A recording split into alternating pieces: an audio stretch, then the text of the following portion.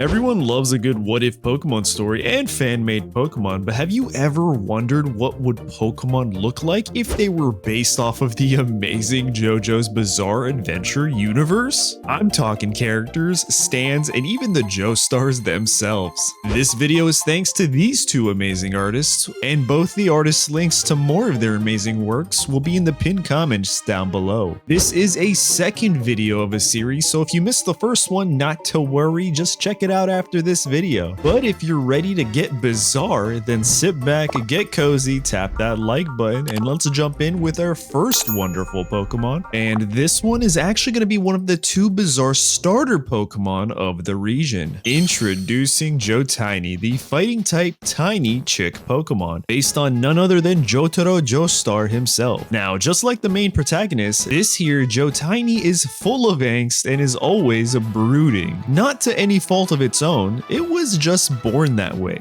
Literally. I mean, just look at the eggshell. Hasn't even come out of it more than halfway and is already sick and tired of everyone's problems. Its stats are pretty well rounded for a first stage starter Pokemon, and it has the ability Inner Focused and the hidden ability Kenai. Now, as one of the main starters of Jojonia, is that what we're calling it? I guess so. It's said that Jotiny is a rather difficult starter to tame. However, if you are a trainer with a strong will, then this Pokemon may just be the Pokemon for you. Because once Jotiny becomes Joe Big, oh wow, that's horrible, it becomes a Pokemon worth every minute of your time. Speaking of evolving, once this little guy reaches level 16, it evolves into Jotaro, the fighting ghost type brooding Pokemon. Now, continuing the theme of delinquency, you can see that this Pokemon still has a huge attitude with his whole wings crossed over one another. However, if you notice its stand or spirit off to the side, it has more of an open demeanor, reflecting a Pokemon that is all about the business and not just words. Both bold and confident, it's said that Jotaro is a highly focused Pokemon, and once it sets out to accomplish something, it won't stop until that task is completed. It also learns the moves Close Combat and Shadow Punch, two physically damaging moves that are further boosted by this Pokemon's high base attack stat. But that gets even higher once it evolves at level 40. Introducing Jotarage, the fighting ghost type intense Pokemon, who is Jotaro personified. This Pokemon's stats are insanely good, making it a physically oppressive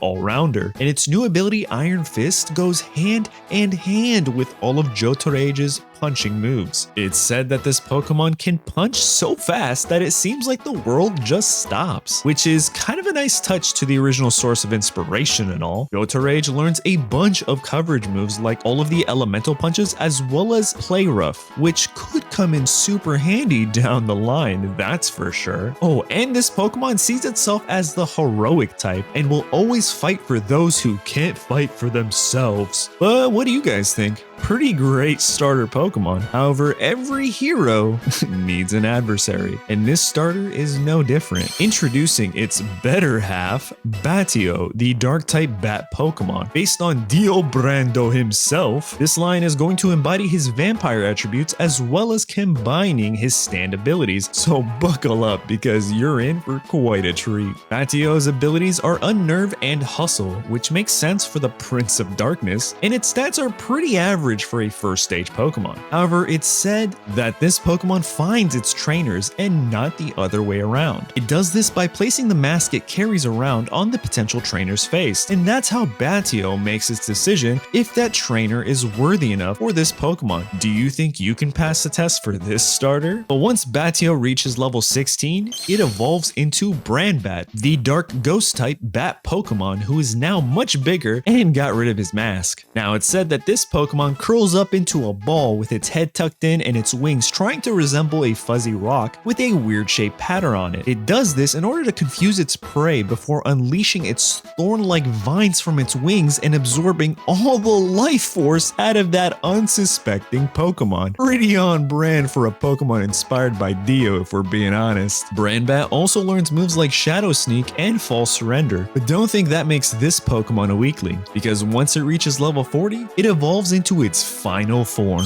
Introducing Vampyord, the dark ghost-type vampire Pokemon that combines both Dio's vampiric aspects as well as his incredible stand abilities. Speaking of abilities, you might have noticed this Pokemon's insanely OP ability, Wonder Guard, where it can only be damaged by moves that it's weak to. And with Vampyord's typing, that means its only weakness is fairy-type moves. And I think this is a great ability for a Pokemon based on Dio because 1, it's insanely strong, just like Dio, and 2, embodies the notion that you need to have a solid plan before battling this Pokemon. Maybe using moves like Soak or moves that can change up the ability altogether. Either way, you need to be prepared before taking on a Vampyord. Oh, and for its hidden ability, this Pokemon gets Moxie. So either way, it's a tough matchup, that's for sure. Now, I know I said this Pokemon was a starter choice. However, I kinda lied. It's only a starter for your rival, meaning, sorry bud, you didn't pass the mask test, unfortunately. But not to worry, because once you get to a certain catacomb area in Jojonia, you can find many Badio just roaming around, so there's always a chance to get this Pokemon on your team. But what do you guys think? Are you catching this Pokemon? Moving on to another one of my favorite JoJo characters turned into a Pokemon, and that's this guy. Meet the early route bird Pokemon, Flume, the fire flying type rebirth Pokemon, who's based off of Abdul, a character who traveled with the main group and provided knowledge and guidance about enemy stand users. For this Pokemon, we're starting off with a little bird that evolves into something truly fiery, but more on that later. For now, its stats are pretty average, suggesting that this Pokemon becomes a special attacker. It also has the abilities Flame Body and Flash Fire to embody its fiery side, but it also has the hidden ability Intimidate to help cover for its less than stellar defense stats. Once this Pokemon reaches level 18, it evolves into Moa Bird, the fire flying type rebirth Pokemon, and now its tail feathers are on fire, literally. But it's not what you think. It actually doesn't bother Moa Bird at all. In fact, this flame is where it generates most of its power, and the brighter it burns, the stronger the Moa Bird. Its stats continue to rise, and having access to moves like Tailwind, Flamethrower, and Confusion make this Pokemon a top contender amongst many trainers. And it's not even its final stage yet. You see, Moa Bird here has a unique evolution method.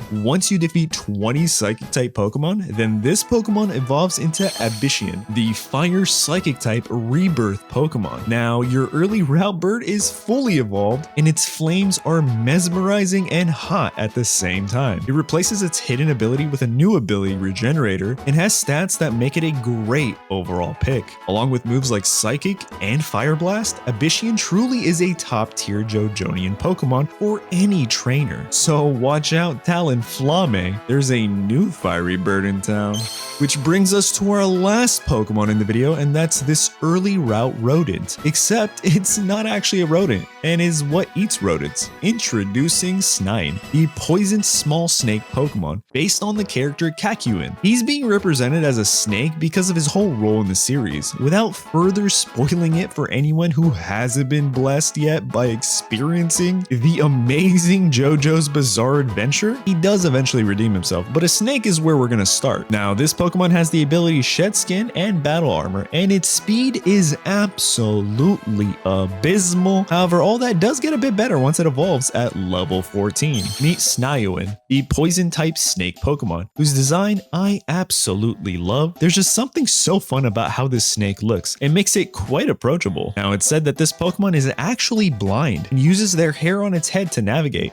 However, with how precise this Pokemon is when it attacks, I'm not too sure I buy that whole Dex entry entirely, so let me know what you think. This Pokemon also learns moves like Coil, Crunch, and even Head Smash, and its stats are marginally better than its first stage. However, once this Pokemon reaches level 28, it evolves into the final stage, Kakiobra, the poison rock type gemstone Pokemon. And this thing is tanky, with both its defense and special defense absolutely covered. It's kind of tough to do any meaningful damage to this Pokemon. It also replaces its abilities with Sheer Force and Rock Head, and it's said that the gemstone at the center of this Pokemon is used to hypnotize prey before it devours them. Don't believe me? Just check out that silhouette on the side. Tell me that doesn't look hypnotic. Anyway, this Pokemon is pretty sweet, and I for one would love to have a Cacobria on my team. But what do you guys think? Do you like these brand new Jojonian Pokemon? Let me know which ones you're adding to your team in the comments down below. But that's a wrap. As always, if you enjoyed watching, leave a like and subscribe, and while you're at it, check out my other videos on the channel, like the first part of this series. Something tells me you won't be disappointed. Thanks for watching, check out this video next, and see you soon.